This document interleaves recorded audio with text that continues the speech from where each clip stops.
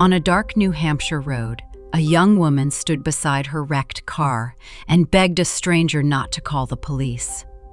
7 minutes later, when officers reached the bend, they found an empty, locked car and no one anywhere. No footprints leaving the scene, no phone call, no bank card, no single trace of her. Not in a week, not in 20 years. Her name was Maura Murray. She was 21 years old. And the strangest part of this case isn't that she disappeared. It is everything she did in the hours before. The lies, the emails, the long drive north into a storm that no one has ever been able to explain.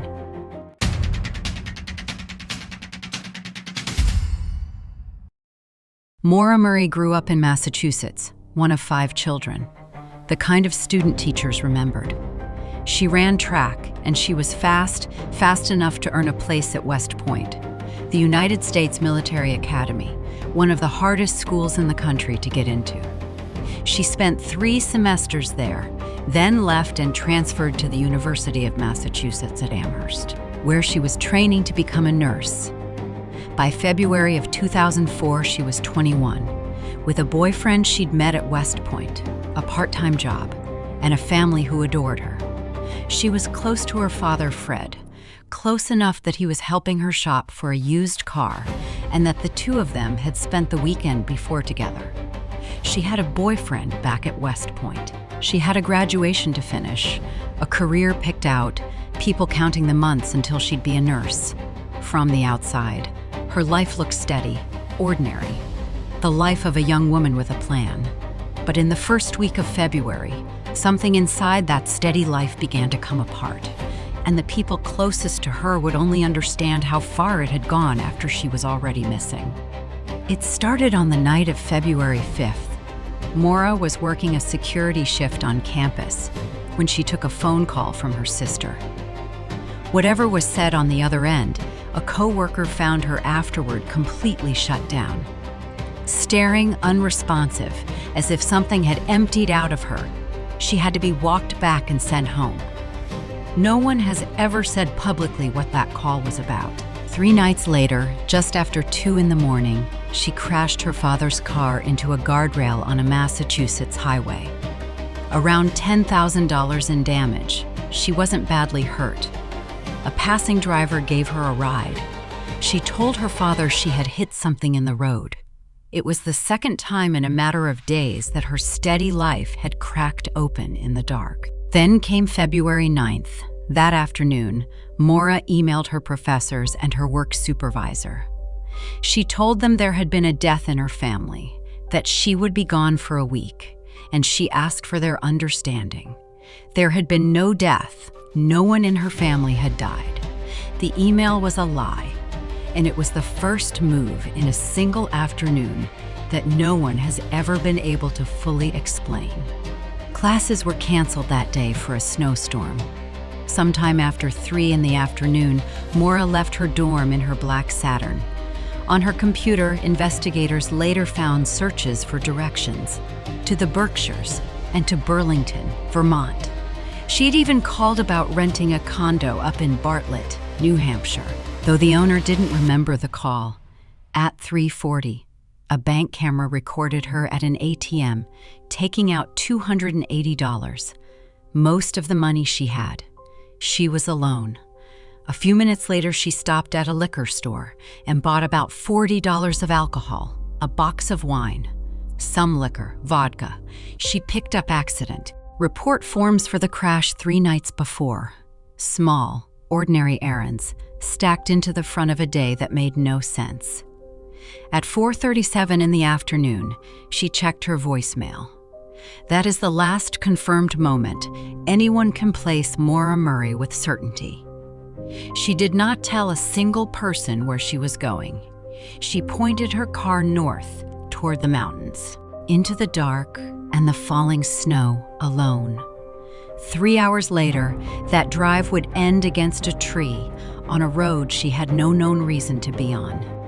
Route 112 in Haverhill is a narrow 2-lane road that cuts through the woods of the White Mountains. On the night of February 9th, it was dark and cold and nearly empty. At around 7:27, a woman in a house near a sharp bend heard a loud thump. She looked out and saw a car stopped against the snowbank, its headlights on. She called for help. A neighbor, out driving, pulled over at the wreck. In the cold, he found a young woman standing by the car. She wasn't badly hurt. She was shivering. And when he offered to call for help, she told him no. She asked him not to call the police. She said she'd already called roadside assistance. She hadn't. There was no such call. It didn't sit right with him. But he drove on, and from his house he called the police anyway. The time of that call was 7:43. Officers reached the bend at 7:46. The car was there, driver's side caved against a tree. Both airbags blown, the windshield cracked, the doors locked. Maura was not. 3 minutes, and an empty road. When searchers brought a tracking dog the next day, it followed her scent about 100 yards east, and then lost it completely, as if she had stepped into another vehicle and been driven away. What happened next may have cost the search everything. The responding officers saw a single car crash, alcohol in the car, and a driver who had left the scene. For the crucial first hours, it was handled as someone dodging a drunk driving charge, not as a young woman in danger out in the cold. By the time the search truly ramped up, the night was gone. The weather had shifted, and so had any easy trail. Inside the Saturn, they found red wine staining the seats, a damaged box of wine, blank accident forms, a book about surviving the White Mountains, and a stuffed animal from childhood. Pushed into the tailpipe was a rag, the kind kept in a roadside emergency kit. Her debit card, her credit cards, her phone. All gone with her, and never used again. Not once. Her father, Fred, was already driving north that night, certain that something terrible had happened to his daughter. For years afterward, he would fight the state to treat her disappearance as a crime, rather than a runaway case. Even going to court to pry loose records, he believed they were holding back. Search teams came with cadaver dogs and walked the woods around the bend. Divers went into the cold water nearby, and every time, the same result came back. No body, no clothing, no blood, no clear sign of where a 21-year-old had gone. She had simply stopped. At 7:46 on a Monday night, in the middle of an ordinary road. In the years that followed, every explanation anyone offered ran into the same wall. Maybe she ran, walked away to start a new life somewhere far off. But she left with $200 and never touched a bank account, a card, or a phone again. People who vanish on purpose almost always slip up eventually. Maura never did. Maybe she wandered into the woods, hurt or in shock, and died in the cold. But teams searched those woods with dogs and divers and volunteers for years. They found nothing. No clothing, no remains, no sign she had ever gone into the trees at all. Maybe someone stopped on that road in those few minutes and took her. It is the theory the tracking dogs seem to support.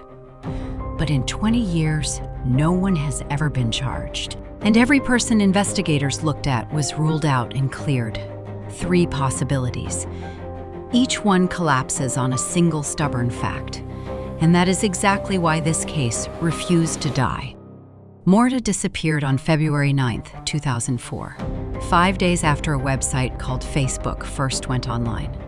As the internet grew, her case grew with it. Message boards, blogs, podcasts, and amateur investigators turned the disappearance of Maura Murray into one of the first true mysteries of the social media age. Strangers drove out to that bend in the road. They mapped her last hours minute by minute. They named names, chased theories, and knocked on doors. There were books, a documentary series, podcasts that ran for years. Some of it kept her case alive when official attention faded. Much of it did real harm. Local people accused of things they had nothing to do with.